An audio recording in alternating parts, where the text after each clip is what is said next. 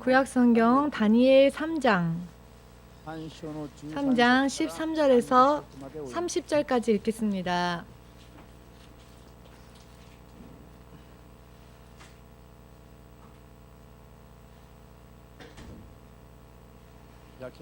다 찾으셨습니까? 소리내어 읽겠습니다. 다 찾으셨는지요? 읽겠습니다. 느부갓네살 왕이 노하고 분하여 사드락과 메삭과 아벳느고를 끌어오라 명하매 드디어 그 사람들을 왕의 앞으로 끌어온지라.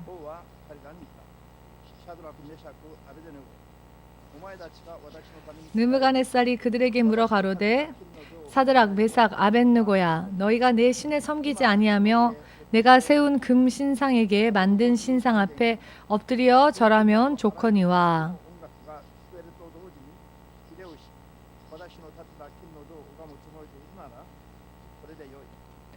너희가 만일 절하지 아니하면 즉시 너희를 극렬히 타는 풀무 가운데 던져 넣을 것이니 능히 너희를 내 손에서 건져낼 신이 어떤 신이겠느냐.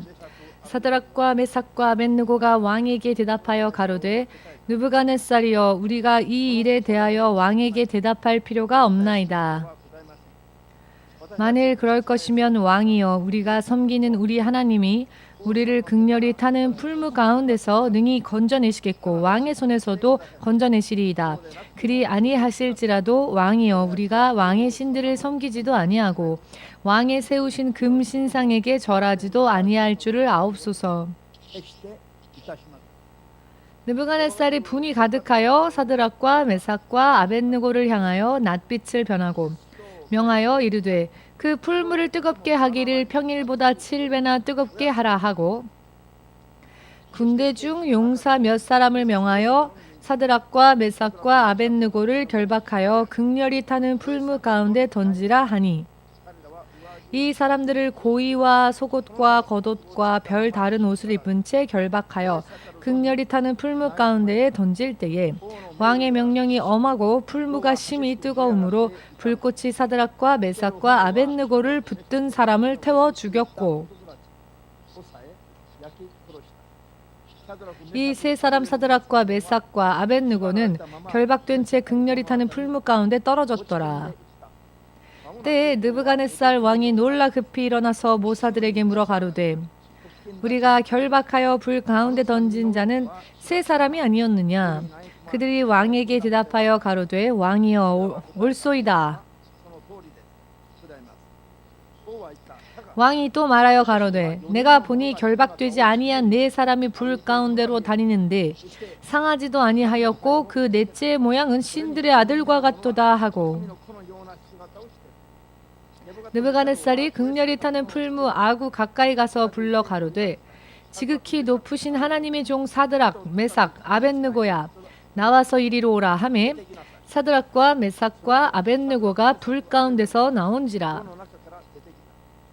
방백과 수령과 도백과 왕의 모사들이 모여 이 사람들을 본즉 불이 능히 그 몸을 해하지 못하였고 머리털도 그슬리지 아니하였고 고이빛도 변하지 아니하였고 불탄 냄새도 없었더라. 느부갓네살이 말하여 가로되 사드락과 메삭과 아벳느고의 하나님을 찬송할지로다. 그가 그 사자를 보내사 자기를 의뢰하고 그 몸을 버려서 왕의 명을 거역하고 그 하나님 밖에는 다른 신을 섬기지 아니하며 그에게 절하지 아니한 종들을 구원하셨도다.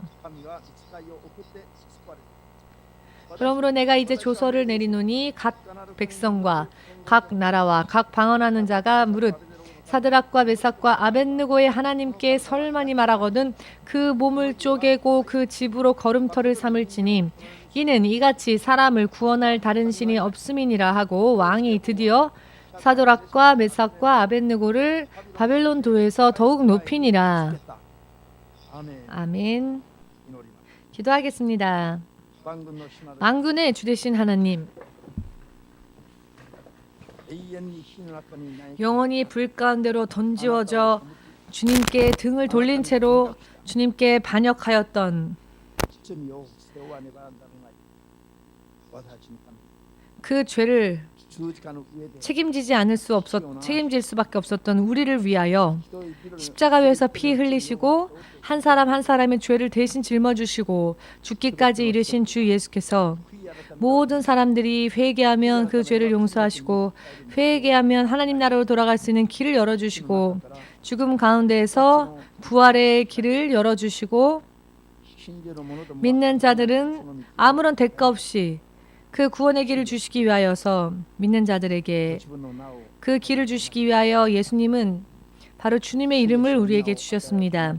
예수님의 이름을 받았음에도 불구하고 변함없이 죄 가운데를 방황하고 있는 죄 많은 우리들을 불쌍히 여겨 주시옵고 이 순간 모든 죄를 회개하고 주님의 성령의 도우심과 인도하심 가운데에서 주님의 말씀 가운데에서 온전히 들어가고 인도하심을 받아 약속되어진 말씀 속에서 자유를 얻을 수 있도록 진실로 하나님의 자녀로서 다시 거듭날 수 있도록 그 거듭남이 완성되어질 수 있도록 주께서 예비하여 주신 생명과 축복 지금으로부터 영원토록 바른 믿음으로 그 모든 것을 받을 수 있는 한 사람 한 사람 될 수 있도록 이 예배를 통하여서 주님 도와주시옵소서.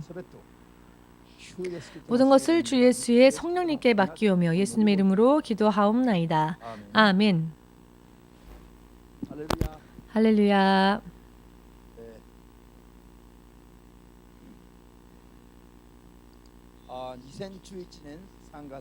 2011년 3월 11일을 여러분 기억하십니까?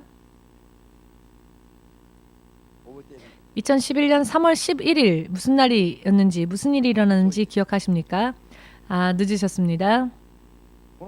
이 날은 영적으로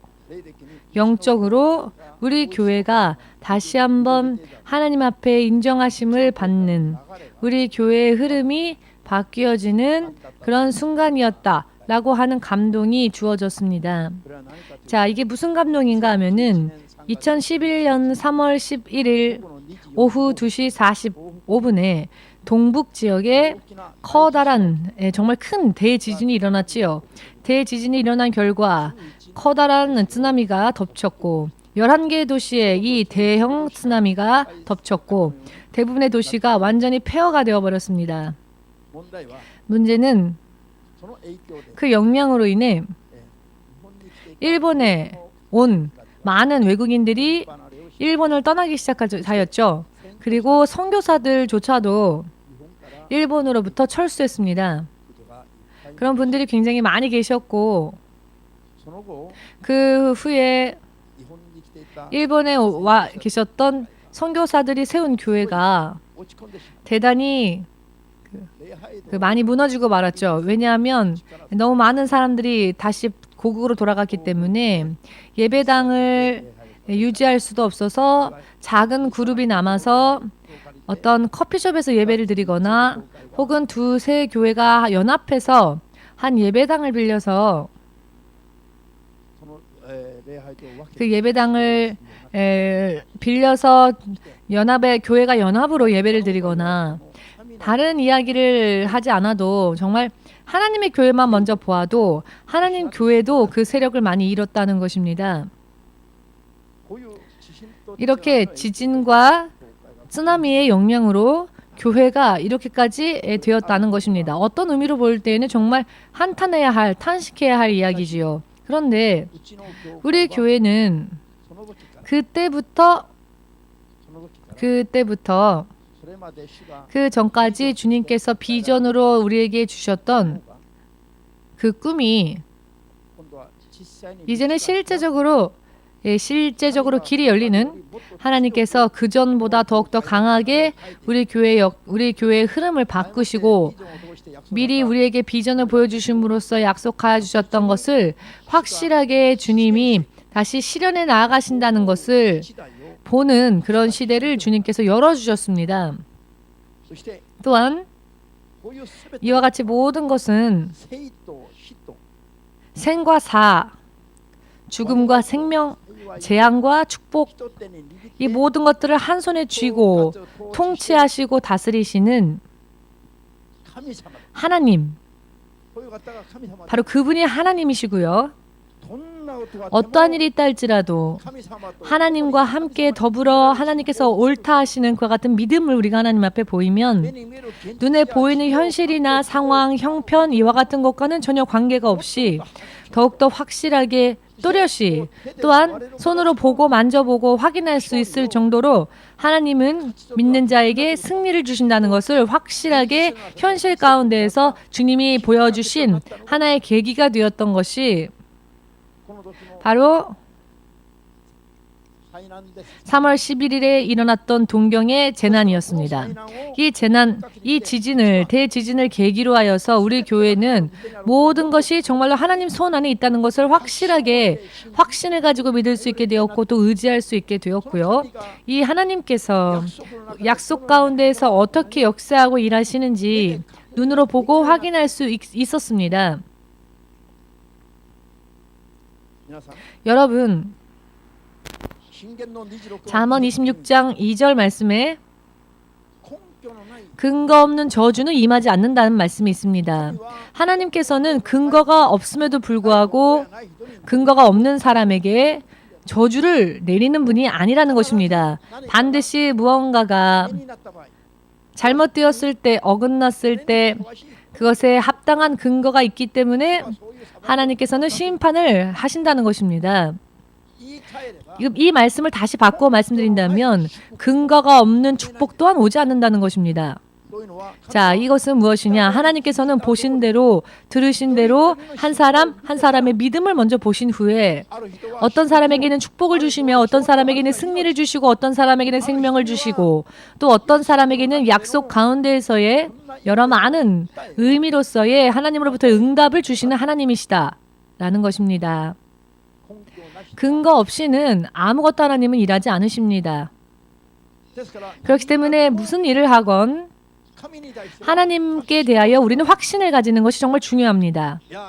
지금 내가 죄를 범했구나. 지금 내가 정말 말도 안 되는 일을 했구나. 이것을 깨달았다면 그 일에 대한 결과는 반드시 패망이다라는 확신을 가져야 하고요. 아, 괜찮겠지. 설마 이 정도 가지고 이렇게 생각해서는 안 된다는 것입니다. 지금 하나님의 마음에 내가 합당한 일을 하고 있지 않는다면 바로 그것에 대한 벌이 반드시 임한다는 것을 확실하게 이것 또한 믿어야 한다는 것입니다.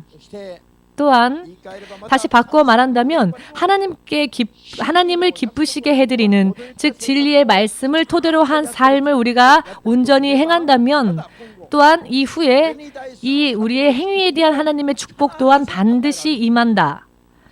이것에 대한 확신을 가져야 합니다. 아멘 되십니까?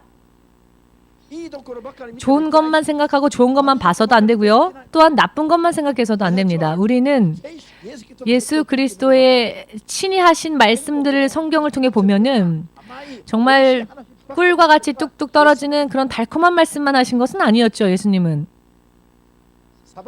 심판에 대한 그와 같은 말씀에 대해서 영원토록 타오르는 풀무불 속에서 그 심판이 어떠한 것인지 이를 갈며 우는 자들이 있다. 이와 같은 말씀 또한 예수님은 정말로 처음으로 자세하게 우리에게 알려주신 분도 다른 어느 누구도 아닌 예수님이십니다. 있는 이야기를 그대로 사실대로 진실대로 거짓말하지 않고 위선도 없이 숨김없이 확실하게 우리에게 알려주셨고 우리들의 자유의지로 인해 이것을 택할 수 있게 하셨고 나의 인생, 나의 운명을 위하여서 틀림이 없는 길, 진리의 길을 택하고자 하나님은 원하시기 때문에 숨김이 없이 우리들에게 확실하게 보여주셨습니다. 이것이 바로 진리를 말씀하신 예수님의 설교였고요. 모든 설교의 모범입니다. 감언 이설로서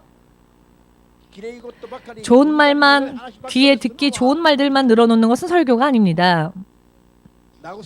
위로만을 얻으려고 한다면 자, 그것은 설교를 듣는 좋은 태도는 아닙니다. 설교에 대해서는 우리는 어떻게 해야 하느냐? 분명히 있는 이야기, 진실된 이야기, 앞으로 일어나게 되어질 이야기, 생명의 구원에 대한 이야기, 또한 심판에 대한 이야기, 어느 쪽인지 확실하게 그 길을 잡지 않으면, 보지 않으면 좋은 선택을 할 수 없죠. 틀림없는 선택을 하기 위해서 미리 보여주시고 숨김없이 드러내시는 것이 예수님의 진리의 말씀입니다. 아멘 되십니까?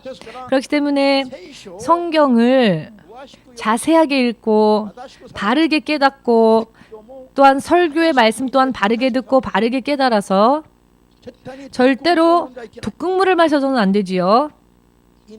생명을 허락하시는 우리에게 영향을 주시는 진리의 말씀만을 잘 받을 수 있도록 우리 노력해야 합니다. 그 이유는요. 그날 그때 무엇을 어떻게 우리가 행했느냐에 따라서 이것이 근거가 되어 그 사람의 앞으로의 운명이 좌우되어지기 때문입니다. 아멘 되십니까? 그렇기 때문에 인생은요. 하나님을 원망할 수도 없습니다. 또한 우리 주위의 사람들을 원망할 일도 없습니다.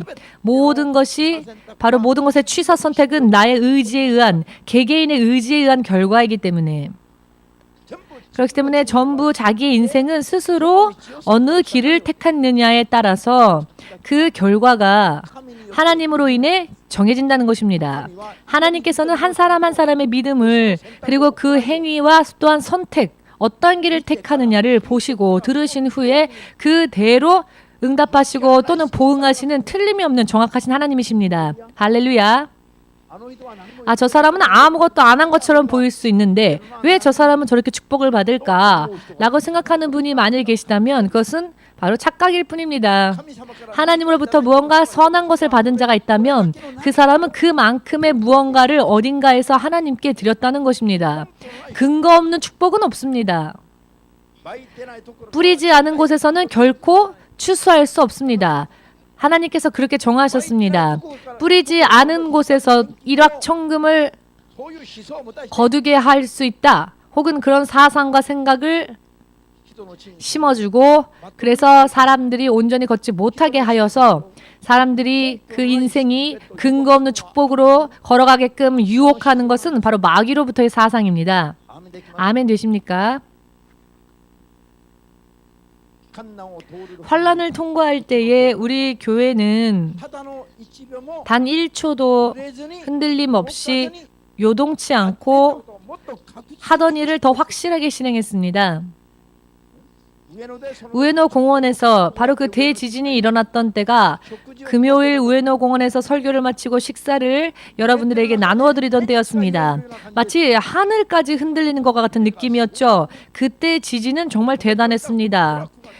주차되었던 트럭도 좌우로 흔들리기 시작했고 저 옆에 보이는 절 같은 건물이 있었는데요. 그 건물도 마치 무너질 것처럼 흔들리기 시작했고 이렇게 한 3m 정도 되는 두께가 3m 정도 되는 큰 나무조차도 흔들리기 시작했습니다.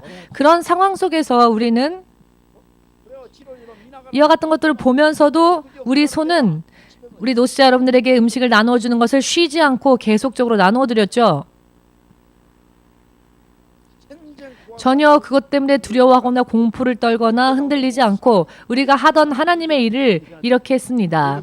이와 같은 때에 당황하거나 두려워하거나 하면 믿음을 순간에 빼앗겨 버립니다. 그러면 해야 할 일을 하지 못하게 됩니다. 이와 같은 것들은 하나님이 허락하지 않으시면 일어나지 않기 때문에 머리카락 하나조차도 땅에 떨어지는 것은 하나님께서 허락하시기 때문입니다. 하나님은 그 사람의 머리가 얼마나 남았는지까지 머리카락을 헤아리시는 분이신데 이런 대단한 재난이 일어날 때 설마 하나님께서 이것을 허락하지 않으셨는데 일어나겠습니까? 자, 하나님이 허락하신 것이라면 우리는 믿음으로 하나님의 자녀가 되었으니 하나님의 일을 하기 위해 노력하고 우리가 하나님을 따라가는 삶을 살 때 이 지진 속에서 우리도 함께 삼켜지게 허락하시는 분이 아니시지요. 그러니 이와 같은 때에 정말로 그 전까지 어떤 믿음을 가지고 있었느냐를 확실하게 드러낼 수 있는 찬스가 되는 것이고 하나님은 그 행위를 보시고 그 후의 축복을 우리에게 주시는지 어떻게 하시는지를 결정하시는 것입니다. 자, 이런 사건이 있고 난 뒤에 우리 교회는 그 다음 해에 그때까지 11년 동안 영적 싸움하면서 기도하고 기도해도 이루어지지 않았던 성전 이전이 정말로 이루어졌지요. 소토칸다에서 함께 있었던 예배당은요. 그 당시에 예배당은 한 번 예배당에 오신 분들은 절반은 다시는 오지 않았습니다. 예배당을 본 것만으로. 예배당이 너무 초라해서 그리고 음식을 먹으라고 그 식사를 권하면 예배 후에 식사를 권하면 먼저 거절을 했습니다. 왜냐하면은 냄새가 난다는 이유 때문에 교회가 냄새나고 더러워서 이런 더러운 곳에서 어떻게 음식을 먹느냐라는 그런 눈치였습니다. 우리는 아무렇지도 않게 음식을 먹었지만 그 예배당이 너무 더러워서 그리고 냄새가 많이 나서 노숙자분들이 예배를 함께 드렸기 때문에 처음 오신 분들은 싫어하셨습니다. 음식을 권면할 때 순수하게 받아들이신 분이 거의 없었습니다. 대부분의 분들은 경계하고 이상한 음식을 주는 게 아닌가 하고 여기저기 둘러보고 했었습니다. 왜냐하면은 더러웠습니다. 우리는 항상 있었기 때문에 몰랐지만 처음 오시는 분들은 역시 그 냄새가 교회에 냄새가 배어 있었답니다. 노숙자 여러분들의. 그런 예배당에서 11년 동안을 예배를 드렸으니 겉으로 볼 때는 희망이 없어 보이죠. 그러나 우리는 영적으로는 정말 충성되어 일했습니다. 왜냐하면 하나님의 약속을 신뢰했기 때문입니다.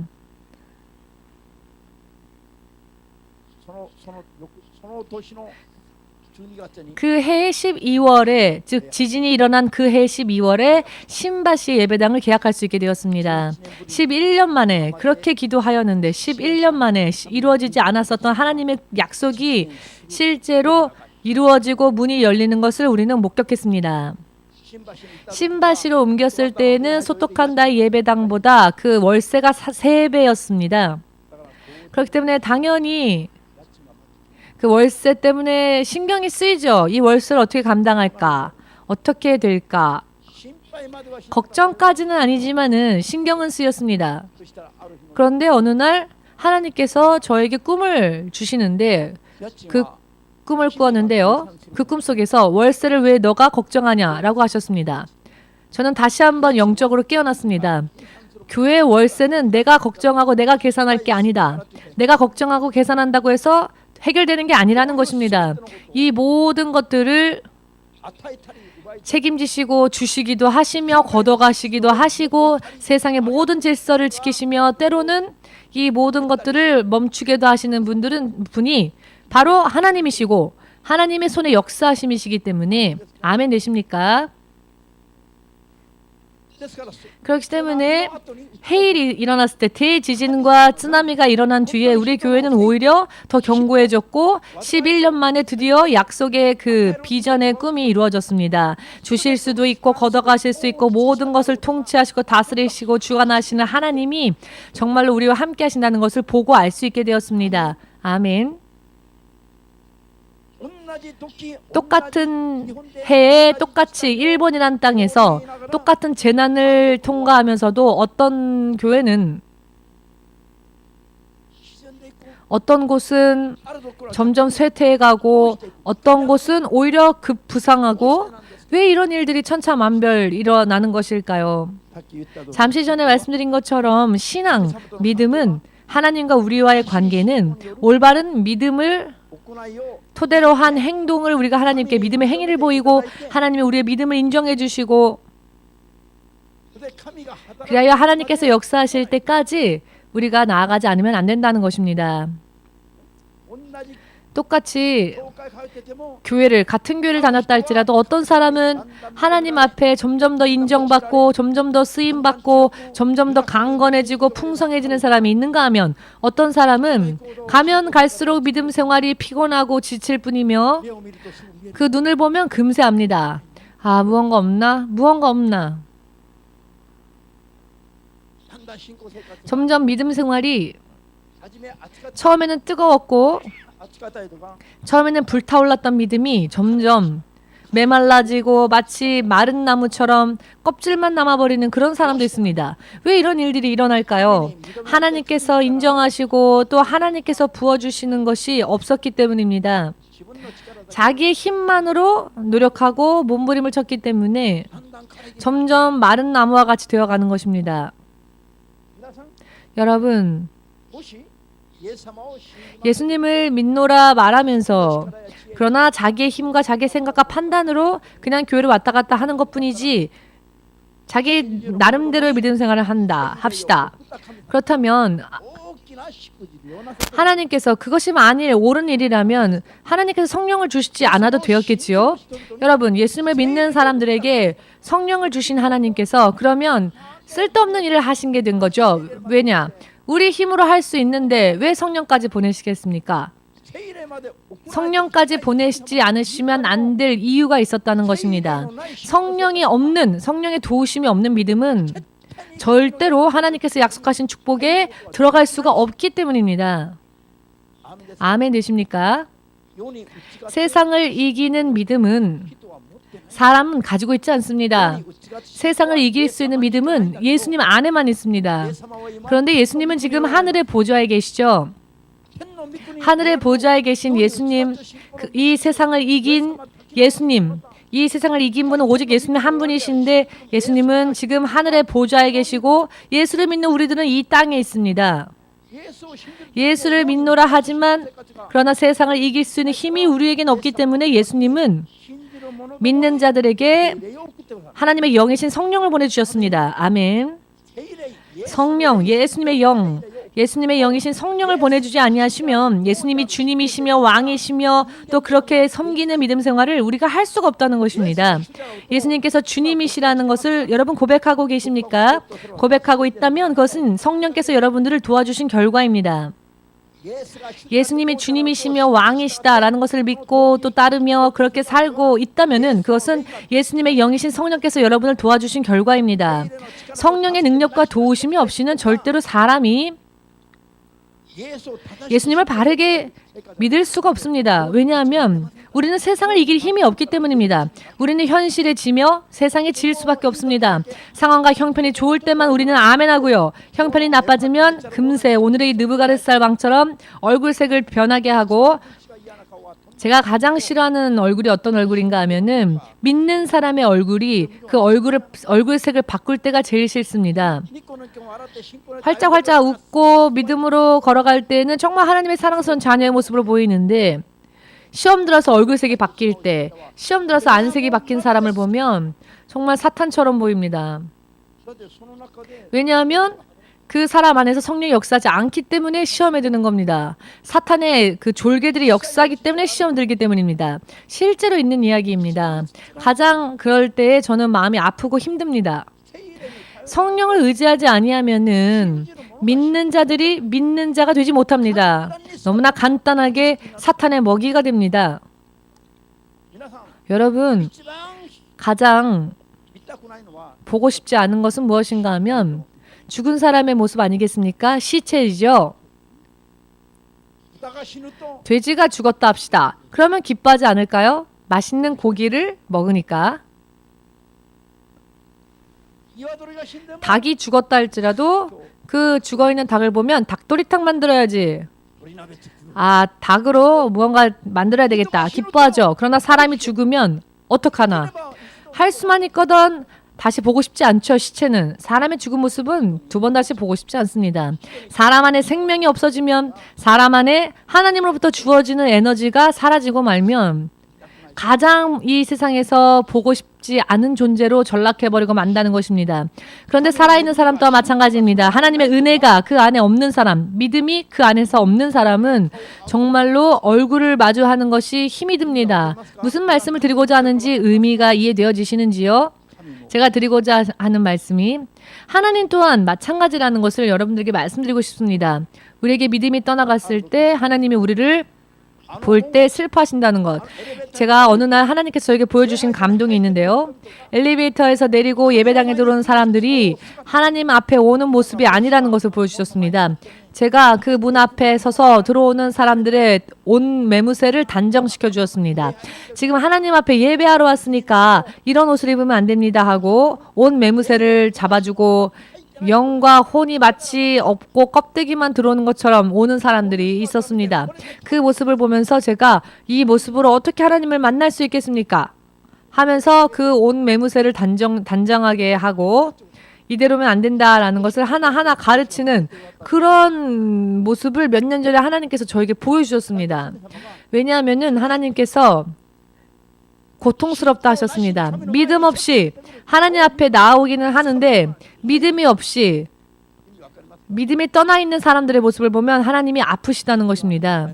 자, 무슨 말씀을 드리고자 하느냐? 하나님께서 기뻐하시고 또 약속하신 축복을 하나님은 얼마든지 부어주실 수 있습니다. 그러나 하나님 앞에 와 있으나 그 축복을 받지 못하는 사람들이 있다는 거죠. 믿음은 하나님이 대신 우리 대신 가져주시는 게 아니라 믿음은 우리가 스스로 노력하여 가지지 않으면 안 됩니다. 아멘 되십니까? 나의 기준으로 믿음을 가지는 게 아니라 하나님의 기준으로 내 믿음을 가져야 한다는 것입니다. 믿음은 내 스스로 가질 수 없기 때문에 하나님께서 우리에게 믿음을 주시게 기도해야 합니다. 믿음은 하나님으로부터 옵니다. 그러나 하나님께서 믿음을 주실 때까지 우리는 또 우리 나름대로 해야 하는, 하나님 앞에 보여야 하는 행위가 있다는 것입니다. 믿음의 노력이 필요하다는 것입니다. 아브라함은 믿음의 조상이었지요. 그가 이삭을 낳았습니다. 이삭은 약속의 아들이었죠. 그런데 이삭을 낳기까지 25년이라는 시간이 걸렸습니다. 또한 이삭을 낳고 난 뒤에 그가 소년이 될 때까지 약 15년이라는 시간이 또 흘러서 이삭을 하나님께서는 번제물로 바치라 하셨죠. 아브라함은 주님께서 아브라함의 믿음이 어떠한가를 보시기 위하여서 그 외아들 이삭을 번제물로 드리라 라고 명령하십니다. 이것은 그의 믿음이 어떠한 믿음인지를 시험하시기 위함이었습니다. 그 믿음이 어떠한지를 보시기 위함이었습니다. 근거 없이 축복하실 수 없었기 때문에 아브라함의 믿음이 과연 믿음의 선조로서 하나님께서 인정하실 수 있는 믿음인지를 보시기 위해 너의 그 외아들 이삭을 번제물로 바쳐라 라고 명령하셨는데 아브라함은 그대로 행하였지요. 그랬더니 하나님께서는 아브라함이 진실로 자신의 아들을 향해 칼을 꽂으려 할 때 하나님께서는 얼른 그것을 저지하시고 내가 너의 믿음을 알았다. 이제야 내가 너의 믿음을 알겠노라 하시면서 하늘의 별과 같은 많은 자손들의 축복을 허락하셨죠. 이것은 아브라함이 45년이라는 시간이 흘러서 결국 하나님으로부터 인정받은 믿음의 사건이었습니다. 그 전까지는 아브라함이 하나님을 믿노라 하면서도 45년 동안은 방랑하는 자의 삶을 살았다는 것입니다. 여기저기 길을 실패하고 여기저기 헤매고 하나님을 믿고 따르긴 했으나 온전한 길을 걷지 못했다는 것입니다. 우리들의 믿음의 조상인 믿음의 아버지 되는 아브라함도 40년이라는 시간을 헤맸습니다. 여러분 이것은 정말 우리가 크게 깨달아야 할 부분입니다. 믿음의 조상이 된 아브라함도 40년이라는 시간을 방황했지만 그 40년이라는 시간이 있고 나서 겨우 하나님 앞에 그 믿음이 인정되어졌습니다. 그러니 우리도 얼마나 믿음 안에서 노력해야 하는지를 알아야 하겠죠. 아멘 되십니까? 이스라엘 민족을 애굽에서 인도해 내시고 광야에서 40년 동안을 지내게 하시면서 하나님의 말씀으로 살게끔 그들을 훈련시키셨는데 결과적으로 합격한 사람들, 인정받고 요단강을 건너 약속의 땅에 들어갈 수 있었던 사람들은 12부족 중에 12부족의 대표 중 2명이었던 여호수아와 갈렙뿐이었고 그리고 나머지 신세대들만 들어갔고 구세대 사람들은 들어가지 못했습니다. 그러나 약속은 광야에서 너희들은 쓰러지리라가 아니었죠. 반드시 약속의 땅에 인도해 내리라 라는 약속을 하나님은 애굽 땅에서부터 주셨습니다. 그러나 그 약속의 땅에 정말로 들어갈 수 있었던 사람은 구세대 사람들 중에는 여호수아와 갈렙뿐이었다는 것입니다. 모두 광야에서 쓰러졌습니다. 그 이유는 무엇입니까? 40년 동안 하나님의 영이 그 영의 음성을 들려주셨지만 그 하나님의 음성을 믿음으로 결합시키지 못했던 결과입니다. 히브리서 3장 19절 말씀에 나와 있지요. 히브리서 3장 또한 4장을 읽어보시면 이 부분에 대하여서 자세한 설명이 나옵니다. 아직 하나님의 안식의 약속이 남아있지만 축복의 약속이 아직 우리에게 남아있지만 믿음으로 하나님의 약속과 연합하지 못한 채 모두가 그 마음이 강팍해져서 자기의 생각대로 살았다라는 말씀이 있죠.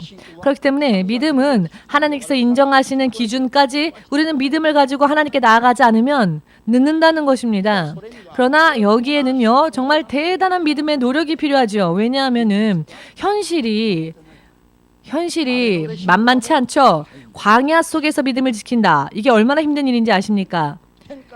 하늘로부터 내려오는 만나밖에는 먹을 게 없습니다. 반석을 쳐서야 물이 나왔죠. 전기도 가스도 없습니다. 이런 상황 속에서 믿음을 지킨다는 게 뜨겁게 내리쬐는 사막에 그 뜨거움 속에서 야채도 없고 고기도 없고 그리고 40년입니다. 광야에서의 생활이 4년이 아니고 광야에서 쓰러진 사람들의 믿음은 엉망진창이라고 생각하십니까? 우리 또한 광야로 인도함을 받았을 때 과연 우리 중에 몇 명이 가나안 땅에 들어갈 수 있을까요? 시몬성 목사, 너는 들어갈 수 있느냐? 한다면 저 또한 두렵습니다. 간단하게 아멘할 수가 없습니다. 실제로 그것을 생각해 보건대 여호수아는 예수님과 같은 믿음을 가진 자였습니다. 그렇기 때문에 그는 들어갔습니다. 여호수아는 예수님을 상징하는 인물이었습니다. 그런 믿음이 아니면은 못 들어간다는 겁니다. 약속의 땅에. 이 300만 명이 그 약속의 땅에 약속은 주어졌지만 못 들어갔습니다. 정확한 숫자에 대해서는 기록이 되어 있지 않아서 정확한 숫자를 말씀드릴 수는 없지만 이 300만 명가량의 사람들은 약속이 있었으나 들어가지 못했다는 것입니다. 여러분, 이것은 정말 깊이 생각해야 될 문제입니다.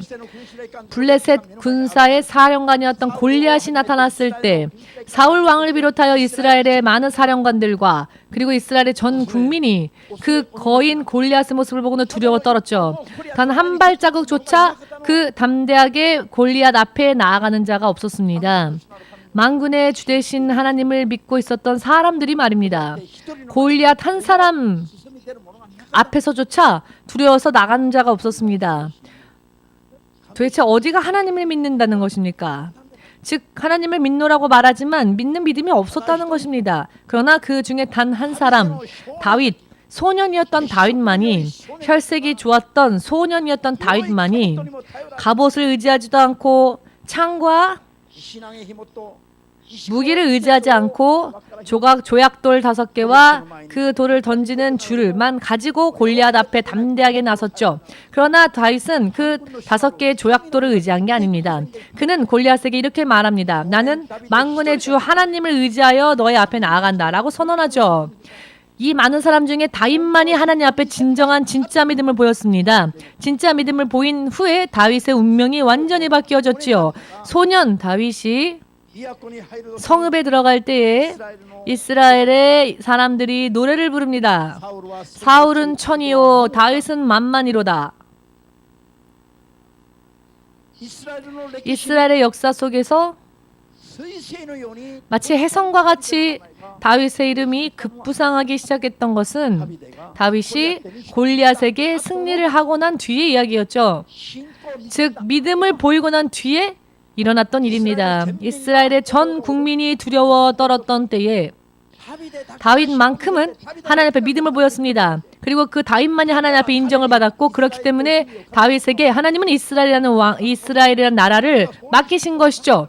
왜냐하면 다윗 이후에는 그런 믿음을 가진 자가 없었기 때문입니다. 이런 믿음은 보이려고 하지 않고 가지려 하지 않고 그저 무슨 축복만을 바란다면 아무 축복도 못 받습니다. 저라면요, 저는 가끔 이렇게 하나님 앞에 하나님 부르고 기도하고 하면 내가 만일 정말 아버지라면은 내 자식이 이렇게까지 나에게 애원하면 나는 들어줄 텐데 하나님은 이렇게 기도해도 왜 응답해 주지 않으실까라는 생각을 한 적이 있습니다. 자, 그렇다면 제가 하나님보다 마음이 넓고 큰 사람입니까? 하나님은 마음이 좁은 분이십니까? 기도하면서 생각해 보건데 결코 그렇지 않죠. 결코 하나님께서는 광대하고 넓으십니다. 그럼에도 불구하고 왜 이렇게까지 하나님 앞에 기도하여도 응답을 주시지 않을까? 하나님은 눈앞의 것이 아니라 앞으로 그 사람의 영원한 인생까지도 전부 다 보고 계시고 전후를 생각하시고 난 후에 응답하시기 때문입니다. 아멘 되십니까? 지금 금세 부르면 그래 마치 세희 엄마같이 그렇게 어린아이한테 바로 응답하는 그런 게 아니죠. 세희가 엄마 부르면 엄마는 금세 대답하겠죠. 그러나 하나님은 그렇지 않으십니다. 하나님은 우리의 영원한 인생까지 생각하시기 때문에 그 사람에게 지금 무엇이 필요한지를 긴 눈으로 보고 판단하시기 때문에 지금 금세 우리의 기도에 응답 주지 않으실 때도 있지만 하나님 안에는 온전한 계획이 있습니다. 우리를 향하신. 아멘 되십니까? 그리고 하나님께서는 그 모든 계획을 성취하실 수 있는 전능하신 능력이 있으십니다. 오늘 느부갓네살 왕이 누구입니까? 그는 바벨론의 왕이었습니다. 바벨론은 이스라엘을 침략한 왕이지요. 그 왕의 이름이 느부갓네살이었습니다. 바벨론은 그 나라의 수도였지요. 이 적의 나라의 포로로 끌려온 다니엘과 그의 3명의 친구 사드락, 메삭, 아벳느고, 그들은 포로의 몸이었지요. 포로의 몸으로 끌려온 땅이었습니다. 원수의 나라의 포로로 끌려온 정말 최악의 상황이지요.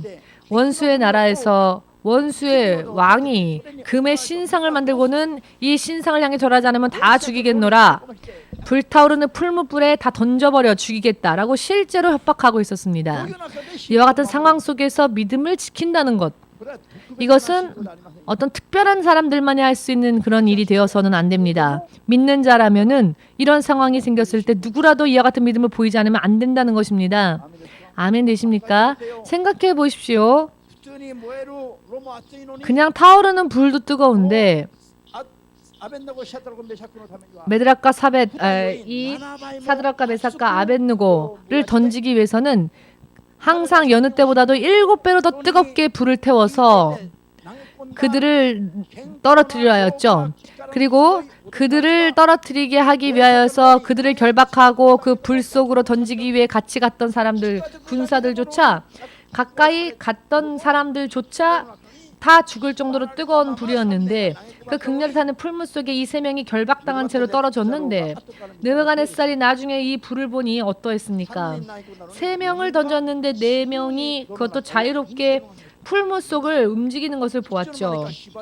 어느샌가 그 결박이 풀리고 불 속을 가까이 가는 것만으로도 타 죽을 정도로 뜨거웠던 불을 4명의 사람이 자유롭게 걷는 모습을 보았습니다. 느부갓네살은 낯빛이 변했죠. 이번에는 깜짝 놀라서 처음에는 노하고 분하여서 얼굴빛을 변했지만 이번에는 너무나도 두렵고 놀라서 낯빛이 변하여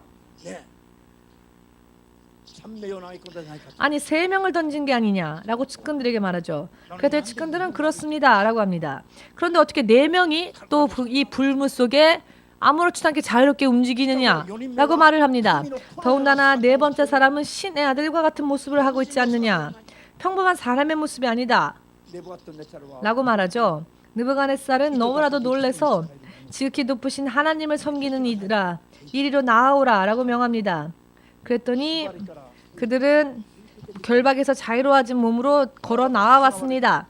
그런데 그 몸이 다친 곳이 없고 머리카락 하나조차도 타지 않았고 탄 냄새조차 없었고 입고 있었던 옷도 불탄 냄새가 없고 머리털도 그슬리지 아니하였다.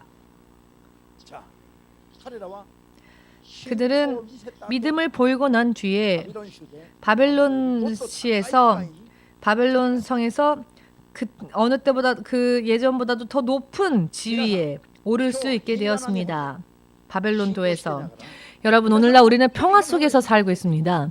이 평화로운 시간 속에서 우리는 정말 믿음을 하나님께 보이며 살고 있을까요? 조금만 무슨 일이 생기면 너무나 간단하게 주일 성수를 지키지 않고 하나님하고의 관계를 생각하는 것이 아니라 정말 생명이 좌우되어지는 이야기도 아니고 운명이 바뀌는 이야기도 아닌데 기분이 조금 나빠진 것만으로도 교회를 금세 쉬고 예배를 쉬고 사람 간의 관계가 나빠지거나 분쟁이 일어나면 금세 낯빛을 변하여 교회 와야 될 사람이 교회에 안 오고는 세상으로 나가고 금전적인 트러블이 생기면 또 금세 이것을 해결하기까지는 나는 교회 안 나간다. 너무나 담대하게도 말하죠. 근거가 없으니까 쉬지를 못했는데 이런 트러블이 생겼으니 옳다구나 하고 그것을 근거 삼아 나는 교회 안 갈 것이다. 담대하게 목사님한테 전화해서는 내가 이러하니까 교회를 안 나갈 겁니다. 라고 말합니다. 그와 같은 때에는 정말 하나님보다도 더 무서운 얼굴을 하고 있는 것 같습니다. 하나님보다도 더 강하지 않고서야 어떻게 그런 이야기를 담대하게 할 수 있습니까? 담대하게 이야기할 수 없을 터인데 담대하게 말합니다. 생명까지도 다 바치면서까지 이 믿음을 지켜야만 하는데 오히려 아무렇지도 않은 조그만 일 때문에 믿음을 아무렇지도 않게 내팽개치고 타협하는 오늘날, 자, 우리가 도대체 얼마만큼 하나님을 믿고 있을까요? 하나님을 하나님으로서 믿지 않고 있습니다. 실상은. 여러분, 하나님을 하나님으로서 믿는다는 게 무엇일까요? 모든 것을 다 젖혀두더라도 내 생명을 바치는 일이 있다 할지라도 오늘의 이 사드락과 메삭과 아벳느고처럼 믿는 것이야말로 하나님을 하나님으로서 믿는 믿음입니다. 아멘 되십니까? 이와 같이 평화로운 이 일본 땅에서 조금만 트러블이 생겨도 믿음을 지키지 않는 사람들이 이런 대재난이나 재앙이나 환란이 닥쳐왔을 때 어떻게 되겠습니까? 멀리서 지켜보는 것만으로 아 큰일 났다 하고 금세 도망가겠죠. 물론 이 자리는 여러분들은 그렇지 않을 것이기 때문에 이런 말씀을 드리는 거지만 여러분들은 그렇지 않으실 거죠. 그러나 세상에는요, 믿노라 하면서도 그런 분들이 너무나 많습니다. 여러분들은 모범이 되셔야 합니다. 아멘 되십니까? 여러분, 여러분들에게 물어보겠습니다. 느부갓네살 왕이 금신상을 섬기라 하죠. 자, 그래서 그 금신상을 섬긴다면 사탄의 자식일까요? 하나님의 자식일까요? 여러분 잘 아시네요. 사탄의 자식이죠. 하나님의 사람은 금신상과 우상에 절하지 않습니다. 믿음을 계속 지키면서 자, 감옥에 끌려가게 될 때 조금만 기다려 주십시오. 하나님, 제가 정말로 이 감옥에 들어가야 하겠습니까? 제 마음을 아시지 않습니까? 지금 집에 아이가 기다리고 있습니다. 아이가 조금 커지면은 그때는 제가 핍박을 즐거이 받겠습니다. 그러니 지금은 이 시간을 피하겠습니다. 라고 한다면 이게 믿음을 지킨 것일까요? 타협한 것일까요? 배신한 걸까요? 그 순간을 배신한 거죠. 지금부터 앞으로 여러분들의 인생에, 저의 인생에 이와 같이 어떤 환란이나 핍박이 일어날지 알 수 없습니다. 이렇게 대환란이 닥쳐왔다면 대부분의 사람들이 도망갈 겁니다. 그러나 도망가면 그것으로 내가 무언가 살 것 같죠? 그러나 그렇지 않습니다. 이 타오르는 풀무불보다도 더 뜨거운 지옥불 속에 떨어질 수밖에 없습니다. 아멘 되십니까? 이것은 나의 믿음의 취사 선택의 결과입니다. 내가 어떤 길을 택할 것이냐. 하나님께서 사드락과 메삭과 아벳느고를 언제 도우셨습니까? 불 속에 들어가고 난 뒤에 도우셨습니다.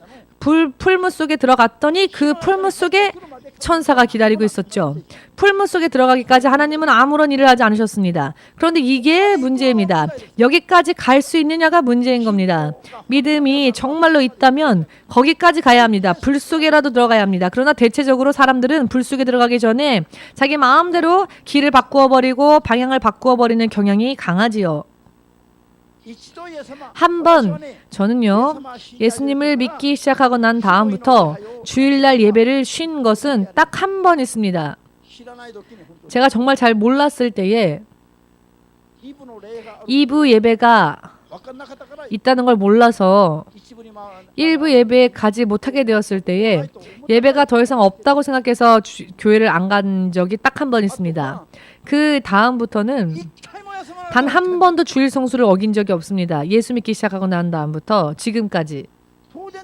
너무 당연하지 않습니까? 예수님이 주님이신데 하나님이신데 그분이 명령하셨는데 그 주일을 쉰다고 하는 것은 하나님으로부터 한 발짝 떨어지겠습니다. 하나님으로부터 조금 떨어지겠습니다. 라는 거죠. 그것은 죄입니다. 그런데 죄의 결과는 그것을 계산해야 할 때에 내가 그 죄의 결과를 담당해야 합니다. 아멘 되십니까? 아무렇지도 않게 주일 성수를 지키지 않고 범죄하면서도 그것이 죄인 줄을 모르니까 죄가 점점 후지산처럼 죄가 쌓여만 가는데 전혀 그걸 모르고 나는 아무렇지도 않다고 그리고 다닙니다. 이 죄를 언제 계산할 겁니까? 이 죄를 언제 청산할 겁니다. 죄가 죄인지를 모르는데 죄가 죄인지 알면 회개라도 할 수 있겠죠. 하루에 7 곱하기 70번 죄를 범하면 490번인데 490번 이상을 범죄해도 진실로 회개한다면 주님이 용서하신다 하셨는데 그러나 죄가 죄인지를 모르면 회개할 수도 없겠죠. 그게 문제입니다. 아멘 되십니까? 내가 알지 못하고 범한 죄에 대해서는 내가 회개를 할 수가 없죠. 모르니까.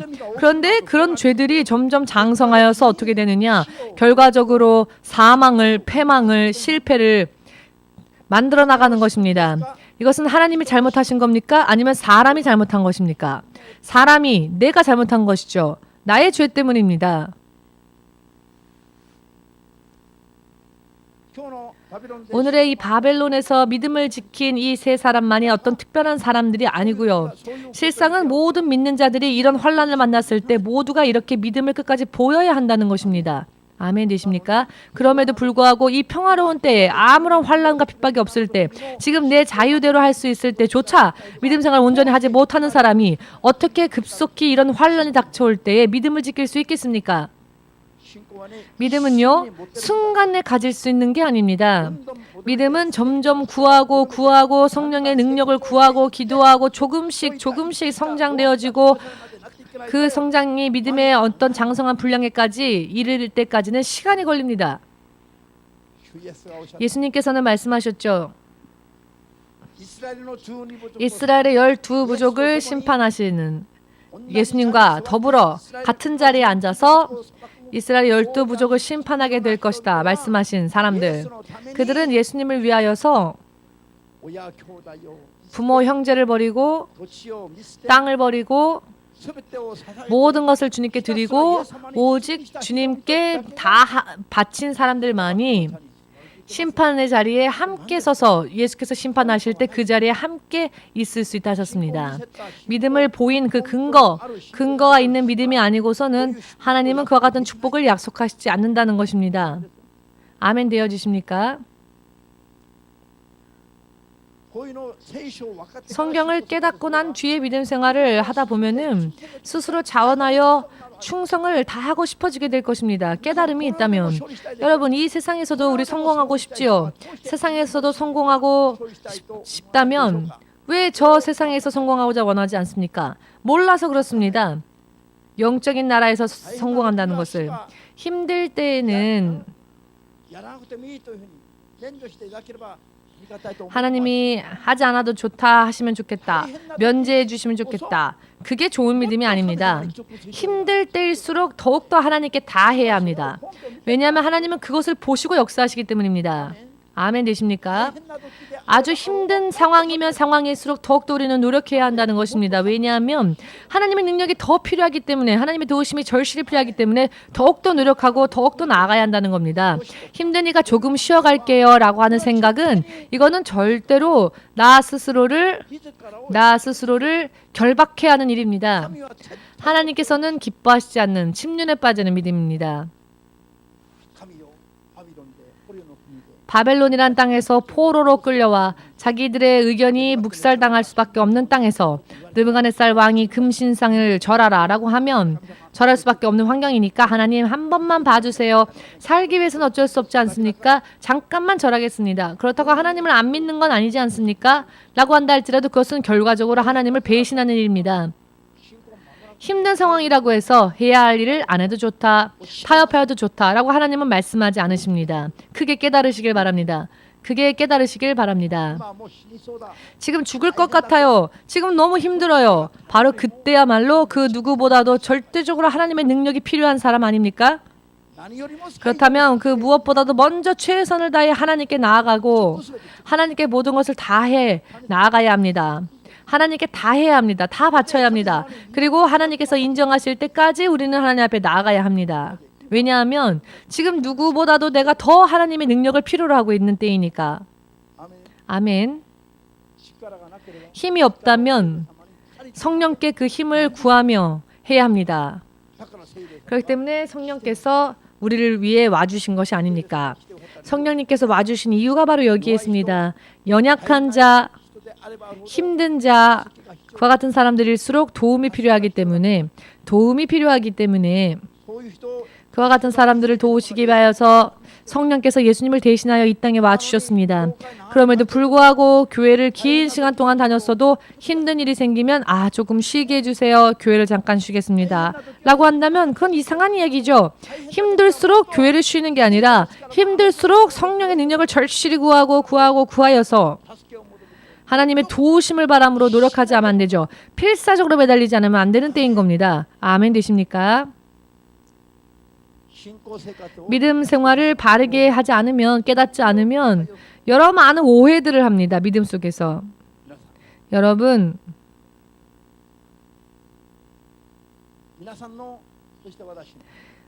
우리의 100년의 인생이 아니라 영원한 인생을 우리는 준비해야 하는데 그게 바로 믿음 생활입니다.